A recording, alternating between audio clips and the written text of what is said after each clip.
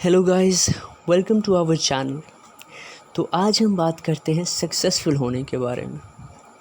आप चाहे स्टूडेंट हो या जॉब होल्डर हो या फिर बिजनेसमैन हो, आप सक्सेसफुल तब तक नहीं हो सकते जब तक आप ये एक चीज़ नहीं कर रहे हो जो कि मैं बताने वाला हूँ। तो चलिए वीडियो शुरू करते हैं। वीडियो की स्टार्टिंग में सबसे पहले मैं आपसे एक सवाल पूछना चाहता हूँ। सपने हमें क्यों आते हैं और कैसे आते हैं? गाइस, साइकोलॉजिकल ट्रिक है, इसलिए ये सवाल बहुत इम्पोर्टेंट है। सपने, चलिए पहले ब्रेन्स के बारे में बात करते हैं। हमारे दो तरह के ब्रेन्स होते हैं, कॉन्शियस ब्रेन और अनकॉन्शियस ब्रेन। आप जितने भी सवाल, जितने भी प्रॉब्लम्स के सल्यूशंस ढूंढते हो, वो आप अपने कॉन्शियस ब्रेन का इस्तेमाल करके ढूंढते हो।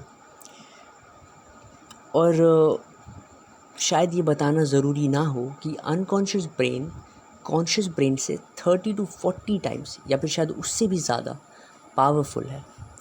तो पल भर के लिए सोचिए कि अगर आप अपने प्रॉब्लम्स और के सल्यूशंस कॉन्शियस ब्रेन से ना पूछकर अनकॉन्शियस ब्रेन से पूछो, तो आप कितनी जल्दी सक्सेसफुल हो सकते हो और कितनी जल्दी सल्यूशंस ढूंढ सकते हो।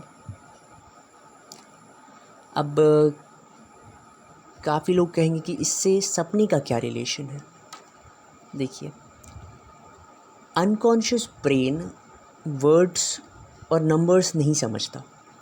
अनकॉन्शियस ब्रेन सिंबल्स के थ्रू बातें करता है और सपनों में 80% सपने सिंबॉलिकल होते हैं, क्योंकि वो सपने हमें अनकॉन्शियस ब्रेन दिखाता है। तो कॉन्शियस ब्रेन पूरा दिन काम कर रहा होता है और जब आप रात में सोने जाते हो तो आपका कॉन्शियस ब्रेन भले ही सो जाए, पर अनकॉन्शियस ब्रेन सबसे ज़्यादा एक्टिव सोते वक्त रहता है। इसीलिए आप उस वक्त भी सांस ले सकते हो और आपका दिल धड़कता रहता है और आप सपने देखते हो। आप पूरे दिन आप जो भी सोचते हैं आपको उसी से रिलेटेड सपना आता है, क्योंकि अनकॉन्शियस ब्रेन उन्हीं चीज़ों को इम्पोर्टेंट समझता है।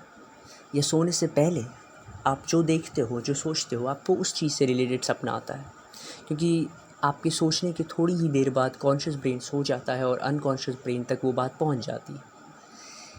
और अनकॉन्शियस ब्रेन आपको सपने के थ्रू, यानी सिंबल्स के थ्रू, उसका सल्यूशन देता है। अब आप कहोगे कि ये सब झूठ है या नहीं होता, तो चलिए प्रूफ्स की बात करते हैं। आप गूगल खोलिए और गूगल पे जाके सबसे पहले सर्च कीजिए कि गूगल के इन्वेंटर लैरी पेज को गूगल बनाने का आइडिया कहाँ से आया था। जी हाँ, सपने से। लैरी पेज ने अपने इंटरव्यू में खुद कहा है कि उन्हें गूगल का आइडिया एक सपने में आया था, एक सिंबॉलिकल वे में ही, पर उन्होंने उस सिंबॉलिकल चीज़ों को समझा और गूगल बनाने का सोच लिया। सिमिलरली, दुनिया की पहली सिलाई मशीन बाय एलियस होवे, ये भी सपने से इंस्पायर्ड थी। डॉक्टर जेम्स वॉटसन का डीएनए स्ट्रक्चर, बायोलॉजी का डीएनए स्ट्रक्चर जो हम पढ़ते हैं, वो भी सपने से इंस्पायर्ड था। Theory of relativity, Albert Einstein, ये थ्योरी ऑफ रिलेटिविटी का आइडिया भी सपने से इंस्पायर्ड था। केमिस्ट्री का फेमस पीरियोडिक टेबल, जिसे याद करने में हालत ख़राब हो जाती है, मेंडलीव को इसका आइडिया भी सपने से आया था। और एक और ले लेते हैं, थॉमस अल्वा एडिसन का जो बल्ब का इन्वेंशन था, बल्ब जैसी कोई चीज़ हो सकती है, बल्ब किस तरह से बन सकता है, इसके काफ़ी आइडियाज़ थॉमस अल्वा एडिसन खुद कहते हैं कि ये सपने से आया था उनको।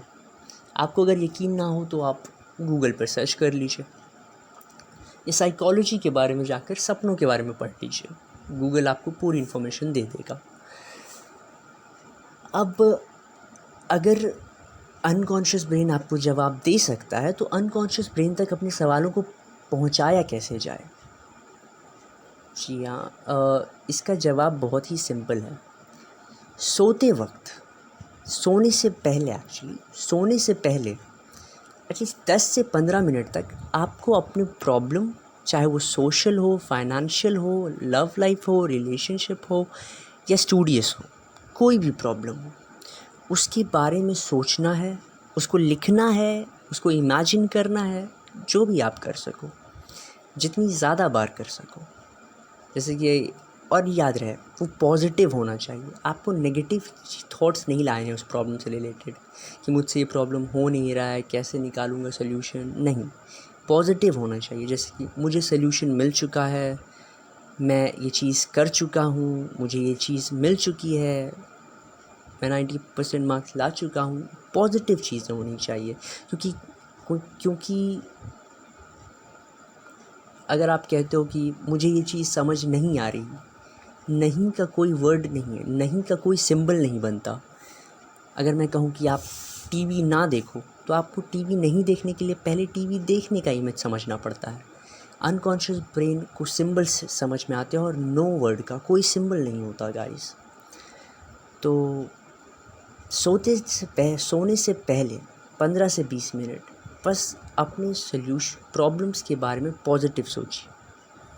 Thank you, and please do subscribe, comment and